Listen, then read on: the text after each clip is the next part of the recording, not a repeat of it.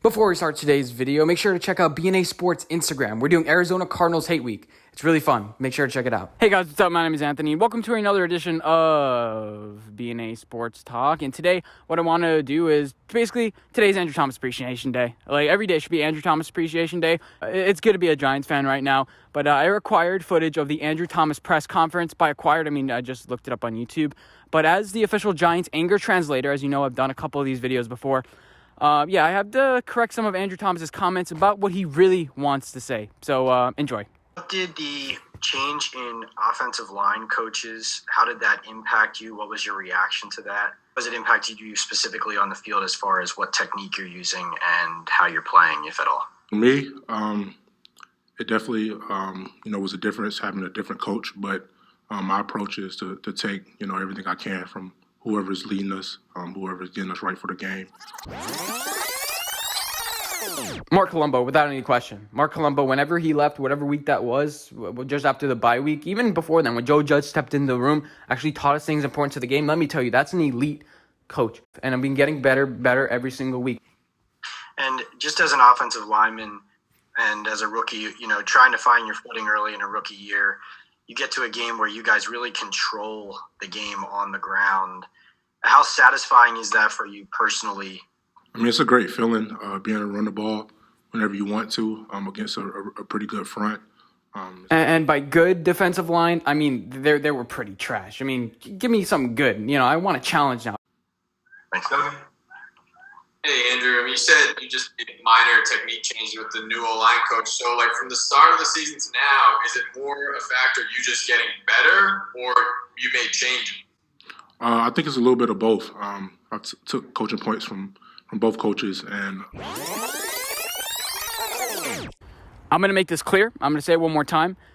Everything that has contributed to my success has been the coaches. And my hard work, too. I've been putting in a bunch of hard work. But it's the coaching that has made me much better. They taught me how to actually block.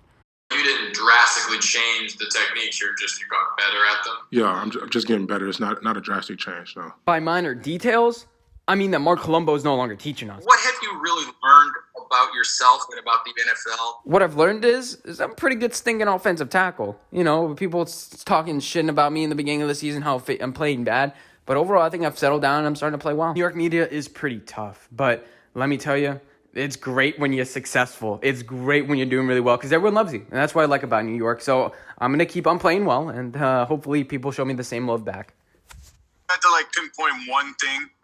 The Andrew Thomas, maybe the first 5 or 6 weeks, and Andrew Thomas the last 4 or 5 weeks. What's the one thing that stands out to you?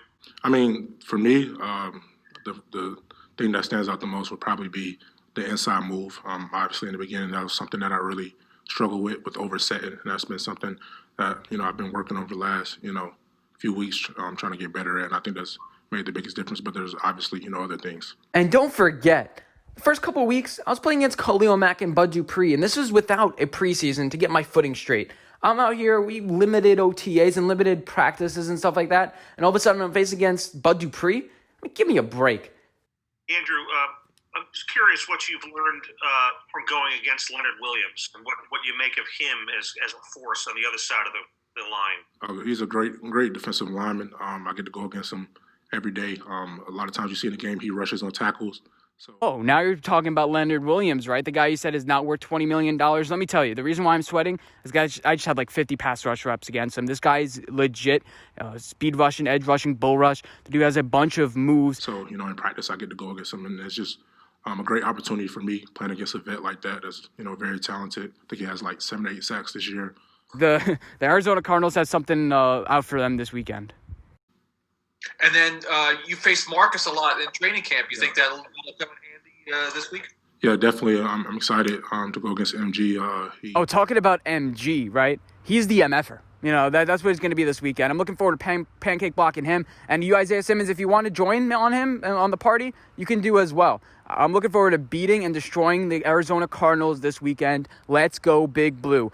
Woo! All right, now to the portion of the video we're actually going to talk about Andrew Thomas. Hopefully you enjoyed that little bit of a segment. But yeah, Andrew Thomas, he was pretty much the anti-Eric Flowers. Eric Flowers didn't want to put in the effort. Back in 2016, we drafted a tackle in the first round and a safety. This year, we did the same thing. Jerry Reese decided to spend a lot of money.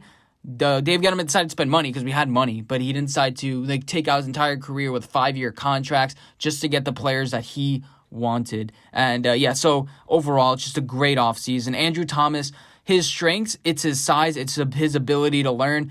And I'm going to probably make a whole separate video dedicated to Andrew Thomas versus Eric Flowers, but here's just a little bit of a sample about what I think of them. I watched 2 hours of Eric Flowers, 2 hours of Flowers. I like to call him Rec Flowers instead of Eric Flowers. I think that's pretty cool because if you just put a W with the E, whatever. But as far as Pro Football Focus, I checked his grades after I looked at the film. They're pretty good, 65s. The problem is he had some just bad plays throughout the game, and again, he didn't learn. We had to shift him to right tackle after we brought in Nate Solder. I forgot that he was on our team in 2018. The film that you're seeing is from Dallas. This is his pretty much his second to last game. He's good defending or I guess blocking for the run, turning the outside. But the difference is Andrew Thomas can actually push people.